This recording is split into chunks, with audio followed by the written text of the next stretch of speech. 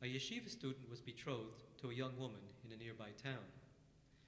On the day of the wedding, as he sat alone in the house, he looked out the window and saw a beautiful woman passing by.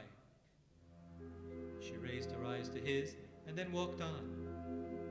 But that one glance filled him with passion, and he made a wish that his own bride, whom he had never met, would be as beautiful. Later that day, as the bride and groom stood beneath the chuppah, the bridegroom looked up and saw the same woman who had passed by his window.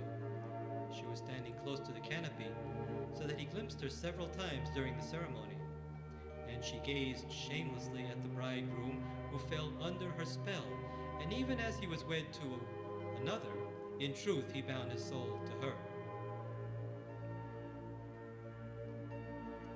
That night in the bridal chamber, the bridegroom found the other woman waiting for him instead of the one he had wed. Greatly confused, he said to her, "How is it you are here instead of my bride?"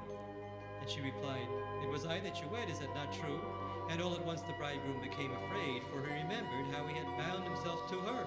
And he said, "Who are you? Where do you come from?" She answered, "My name is Nahama. My mother's name is Lilit."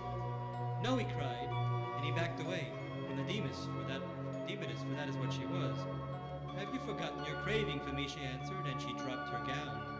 And when he saw his desire return tenfold, and he gave himself up to that daughter of demons. Afterwards, however, he was filled with fear and remorse. What had he done? Then as he looked around, he saw that the mirror on the wall was covered, as is done at the time of Shiva when somebody has died. But never for a bride and groom. Quaking with fear, he asked, "Where are we?" And she replied, "This is the palace of illusion. Some call it the hollow of the sling." And the student jumped back in terror, for that was the very pit of hell, and he saw that his soul was imperiled. And without considering the consequences, he ran away from there as fast as he could. All at once he found himself back in the same town where his wedding had taken place. He went from house to house searching for his bride, for he was certain that if he could only find her, he could break the bond with Lilith's daughter. But no one in that town had ever heard of her, even though she had lived there all her life. And when he had searched everywhere, he left that city and traveled from one city to the next, always hoping to find her.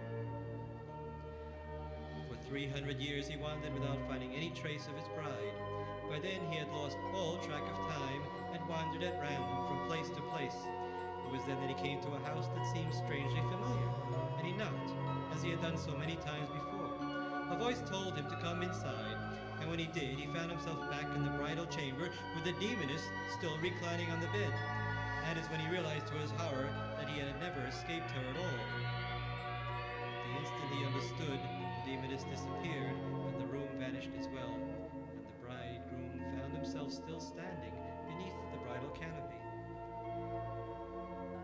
The ceremony was still taking place, and when the bridegroom realized where he was, he looked out to the place where the demoness had stood, and there he saw instead the face of the serpent. And this time, after the wedding vows, as he crushed the glass beneath his foot, he imagined it was the head of the serpent that was being crushed.